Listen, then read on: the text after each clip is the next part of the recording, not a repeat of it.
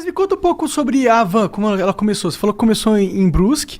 E como que foi o primeiro passo? A primeira loja? Me conta isso. Como foi abrir a primeira loja? O que você estava fazendo antes também? Nada, vamos lá. Meu avô, meus avós foram operários numa fábrica. Meus pais foram operários numa fábrica.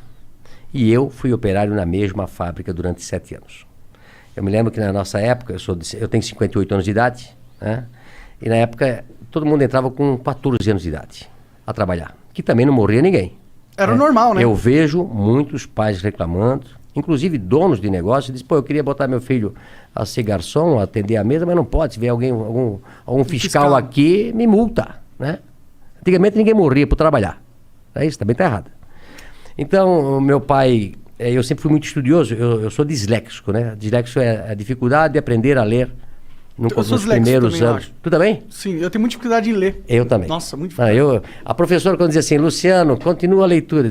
Eu já ia na aula de português tremendo. Eu já ia mal para a aula de português. Eu sempre fui péssimo em português e ótimo em matemática. Eu sempre aprendi a multiplicar e a somar. Dividir. Isso é bom, né? Eu sempre aprendi muito. Essa é boa, né? É somar e multiplicar. Dividir e diminuir, não aprendi nada. Agora, eu era péssimo em português. E não entendia, porque se eu era bom em matemática e não era burro, né? Por que quando eu ia na aula de português, aquilo me passava mal, amanhã tem aula de português. E aí a professora, eu acho que na 5ª série, 6ª série, a professora disse, Luciano, continua a leitura. Eu não ia. E os outros meus amiguinhos lendo atrasômetro, a burocracia.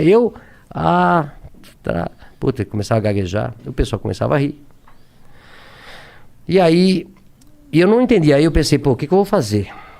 E eu comecei a estudar em casa. Eu comecei a ler gibi na época, né? Livro, tudo que jornal, tudo. Eu vou tentar aprender a ler para eu não passar vergonha na coisa. E isso foi durante até os 12 anos de idade. Então eu sempre falo, né? Eu aprendi a ler só com 12 anos de idade. Imagina se eu tivesse aprendido com 7 anos, né? Esse era o Bill Tava Gates. melhor ainda, né? Tava melhor ainda. Tá com uma carinha então, de assim, quem é disléxico, quem tem filho disléxico, tá? Ele não é burro, ele não é malandro. Ele aprende de maneira diferente, né? Procura como é que eu descobri depois que eu era coisa? Porque eu tive filhos depois na escola com dislexia, né? A gente fez simpósio. A nossa cidade tem colégio, a cultura, que é especializado em quem é disléxico, né? Os Estados Unidos tem escola para disléxico, onde todo mundo é disléxico. Recentemente eu recebi um Tudo audiobook. Não, aprende através do silábico. Entendi. Beabá. Hoje é construtivismo, você aprende a ler a letra inteira. Isso é um erro do Brasil aí, tem que mudar essa... O Brasil é assim, acho que a França é assim, a parte oeste americana é assim, que aprende menos do que o silábico. Pode crer. Tá? Então, aí a gente mandou professores para Curitiba para ensinar meus filhos a ler de maneira... Não, homeschooling não pode, cara. Crime. É crime, homeschooling não pode. Não pode, você não pode ter o seu filho estudar. Ele tem que estudar só naquela escola quadrada que o Estado fez. Não pode ter outro tipo de escola, não pode, hein, cara. Mas hoje tá mudando. E eu digo pra você, quem tem um filho disléxico ou um filho que tem... Esse filho pode virar um problema no adulto, porque ele foi marginalizado na escola, né? E eu, graças a Deus, depois aprendi e tal. Mas eu saí, então, de pais operários. Eu comecei numa fábrica também. O que a fábrica fazia? Fábrica tecidos. Fábrica Renault. Uma fábrica de tecidos de centenas de anos. Todo mundo lá em Brusque trabalhou na fábrica Renault. Ela eu comecei lá. Será? Eu comprei a fábrica faz 2 anos. Tu comprou? Caralho! Legal. E aí depois de 3 anos eu trabalhei na expedição. O meu gerente me chama e disse, Luciano, eu era chamado lá até de ligeirinho aí eu corria pra cá, corria pra lá. Eu nunca parei. Eu nunca parei pra conversar. Eu corria nas escadarias, sempre trabalhando, acelerado. Aí um dia ele me chamou, esse meu gerente, e disse, Luciano, você é muito bom pra ficar aqui. Eu te arranjei um emprego de vendedor, lá no outro lado. Tu não queres ir pra lá? Eu disse, vou pra lá. Aí me encontrei. Até hoje eu sou um vendedor. Adoro pessoas, adoro vender, né? E aí depois montei a Van com apenas um colaborador do tamanho dessa sala aqui. Tua sala aqui é do tamanho da minha loja que eu comecei. O Caramba. que tu tava pensando quando tu criou a Van? Eu tô falando assim, não tô falando do que tu ia vender, não. Tô falando... porque assim, a Van tem toda uma identidade, né? Isso veio depois... Não veio nessa primeira loja? Não, a loja num bairro, né? Aliás, antes de começar a Van, como eu fui vendedor, eu passei a vender tudo o que se fabricava na loja, na empresa, que era uma empresa de 5 mil colaboradores, grande. E também o carro da diretoria, a sucata, tudo que tinha na Van, era eu que na Renault na época, sim. eu vendia. Até achei, eu tô com um diretor que está lançando um livro na semana que vem, tem 80 e poucos anos, e ele conta no livro uma história que aconteceu. Ele tinha um Galaxy, você lembra do Galaxy? Carro? Um carro, Galaxy. Por exemplo, no Brasil tinha 5, 6 carros. Um Galaxy, um Opala, uma Kombi e um Fusca. Pode crer. Certo? Né? E na época os diretores tinham um Galaxy. Né? E aí quando ele comprou um outro Galaxy, sobrou um Galaxy lá para vender. E quem chamaram? O Luciano para vender o Galaxy. Né? E aí eu sabia que tinha um cara em Brusque que tinha um Galaxy, mas não tinha ar-condicionado. Eu disse, eu vou ganhar 2 vezes aqui. Né? Eu disse pro dono do cara, vamos vender o ar-condicionado, que vale uma fortuna, e depois nós vendemos o Galaxy. Né? E fizemos isso. Arranjei, vendi pro... E o cara era bem gordo, Telmo Rosinski, que eu nunca me esqueço, lá de Brusque, bem gordo. Então, eu vendi o ar-condicionado, tirei o ar-condicionado, vendi o ar-condicionado quase com o preço do Galaxy, e depois vendi o Galaxy. Foi um sucesso. Né? Até hoje eu não esqueço disso. Né? Então, assim, depois disso, eu montei primeiro uma tecelagem de toalha, em 1984, com 22 anos de idade. Da hora. 22 anos de idade. E depois eu montei a Van. Por que você tinha esse negócio de montar empresa? Porque seu pai e sua mãe eles eram operários. Eles tinham alguma coisa de montar empresa, né? Dentro deles? Não. E meu pai dizia assim, Luciano, eu começava das 7 da manhã às 5 da tarde. E meu pai trabalhava das 5, 1h30. E aí antes de eu ir para o escritório onde eu trabalhava, eu passava no lugar que meu pai trabalhava, que era um subsolo. Trabalhou 42 anos num porão. Meu pai. Caralho. 42 anos. Vitamina D faltava bastante. Pô, coitado. E aí eu dizia, pai, agora eu vou montar uma empresa para mim. Ele disse, estás doido, Luciano? Eu tô aqui a vida toda de operário. Tu já tá naquele escritório bonito ali. Fica ali, o emprego teu é bom. Olha só, o pai passou a vida toda aqui. Eu disse, não, pai, eu vou montar um negócio para mim. Mas da onde você tinha isso? Por que você queria montar? Eu acho que feeling...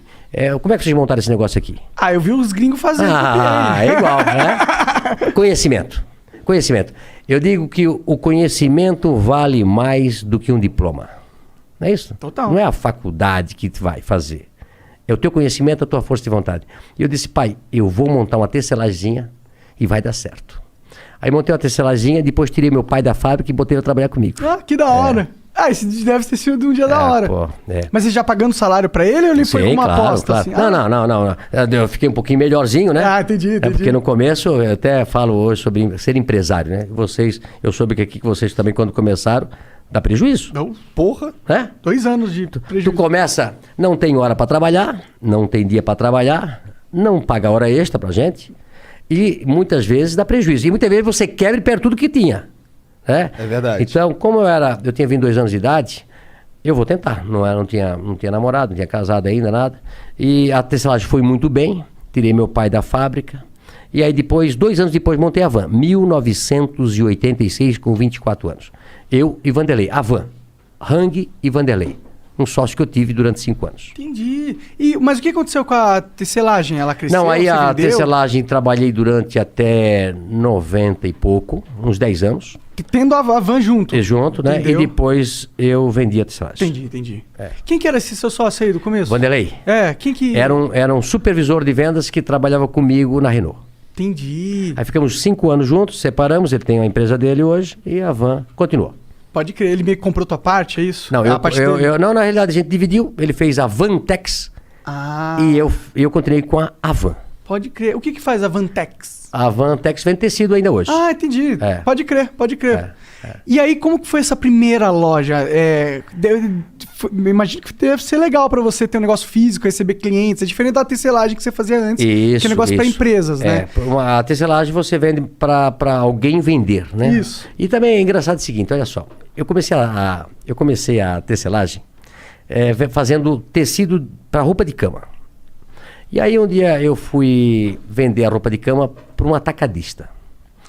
Fui eu e meu pai, pobre, sem dinheiro, precisava vender aqueles paninhos para poder comprar fio.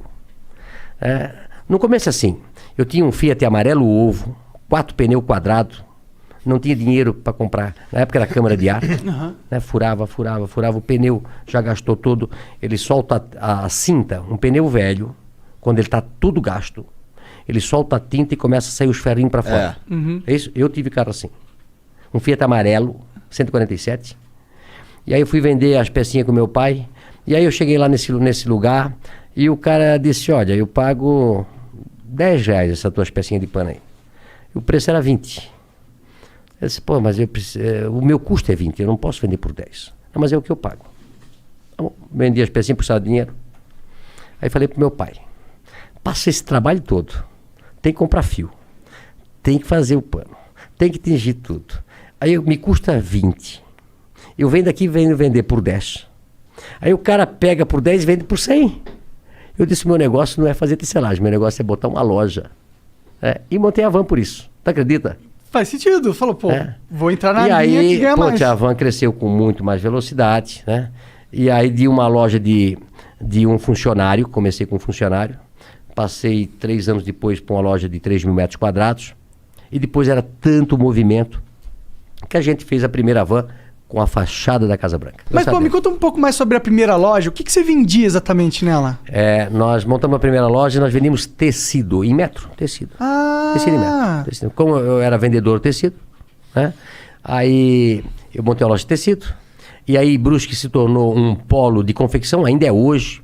Hoje, Santa Catarina é o maior polo têxtil do Brasil, passou São Paulo. O maior produtor têxtil do Brasil é Santa Catarina. Não. E nós, lá na época, em 86, montei um atacado para vender para confecções, que começar a vir ônibus para nossa região para comprar. Por isso que eram vários ônibus. Isso. Entendi. E aí a gente começou a vender tecido naquela lojinha, aí montou a loja de 3.000 metros, depois montamos uma loja... Essa de 3.000 metros era o quê? Só tecido também? Só tecido também. Aí depois comecei com cama, mesa e banho. Aí fiz a loja de 8.000, aí quebrou uma empresa próxima, a gente comprou. Aí quebrou depois um shopping e hoje nós temos 55 mil metros quadrados. É a maior loja do Brasil. Talvez a maior loja da América Latina. Que da hora. Tem 3 salas de cinema, 2 praças de alimentação. Nossa, é um shopping. É um shopping, literalmente. Só que você compra tudo num só lugar, né? Como vocês conhecem lá de Curitiba. Quando que deu esse pulo de tecido pra ter tudo, móvel, talher, roupa? Isso foi aumentando a loja, a gente foi escutando os clientes, aí começamos a botar cama, mesa e banho, aí começamos a botar tapete, aí depois... olha só como é que as coisas. Aí começa a namorar com a Andréia, aí foi passando os anos, ela vai ficar louca comigo que eu vou falar. Vai, eu quero ouvir agora. Aí ela Como chegou... É teu nome, cara?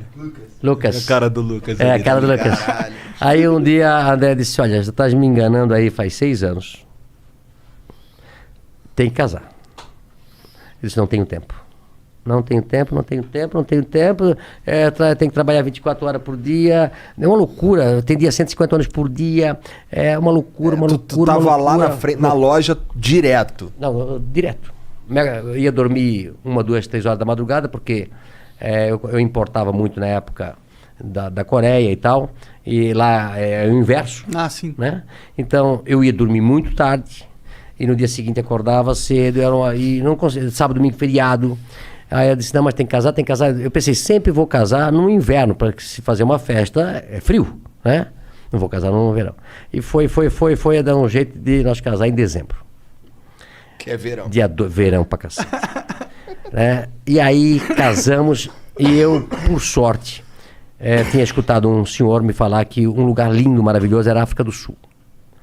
Aí marquei a viagem para a África do Sul, casei no sábado, fui para a África do Sul no domingo, cheguei na segunda e voltei na sexta. Ou seja, fiquei 3 dias na África do Sul. Lua de mel rapidinho. Mas lá era o hub na época, de todos os aviões que iam pro Oriente. Para Coreia, para Taiwan, para Hong Kong, para China. Isso em 2005. 95, vai fazer 26 anos de casado. Aí eu comecei a conversar com outro, eles falando loucos, dizendo quanto custavam os produtos lá. Centavos. Eu disse, não é possível. Liguei para Brusque e eu estava sentado lá no coisa. Se marca uma reunião para segunda-feira às 8 horas da manhã que arranjei um outro negócio. Ou seja, o casamento foi um ótimo negócio. Eu digo isso pra ela, fica louca. Que bom, Até na hora de casar eu arranjei um negócio. Isso daí foi quando... Esse negócio era conversando com os caras lá. Porque eles tinham os com as fornecedores pessoas que... lá. Os aviões chegavam do mundo, paravam na África do Sul, fazia o transbordo, ficava esperando outro avião e iam pra lá. Aí eu disse, eu cheguei e avisei pro pessoal, já disse, olha, prepara uma reunião, segunda-feira, eu vou fazer uma loja de importados. Havan, o Paraguai é aqui. Isso era dezembro. Dezembro eu fui pro Paraguai, via mais ou menos o que eles vendiam lá. Janeiro já fui para Las Vegas, tem uma feira de importado, tinha lá. E no ano seguinte já fui no mês seguinte já fui para China, para tudo quanto é lugar. E aí começamos a importar produtos importados na época que o dólar estava muito defasado. Mas foi um sucesso quando a gente abriu. Então eu incorporei todos esses produtos aí que se vê hoje. Foi nessa época aí. Entendi, foi do caraca, o cara tirou do casamento a van moderna. Olha aí. Mas tu sabe de uma coisa? O Brasil, eu tenho falado bastante isso, e falo isso para os meus compradores, que nós só devemos importar aquilo que for 30%, 40% mais barato lá fora. Tentar comprar tudo que for possível no Brasil. Nós temos que gerar emprego no Brasil. E sabe por que a gente não gera mais emprego no Brasil? Tem algumas... Por causa dos impostos. Né? Bom, nós temos a maior carga tributária do mundo. O Brasil, na década de 80, de 70, exportava tudo. Exportava louça, exportava toda a indústria nacional, exportava para o mundo todo. E por que nós fomos perdendo competitividade? Lá atrás, a carga tributária era 18, 20, 22, 24. E hoje chega a quase 50% de tudo que a gente produz. Sim. Ou seja, tudo no Brasil é muito caro. E aí os outros países começam a competir com a gente.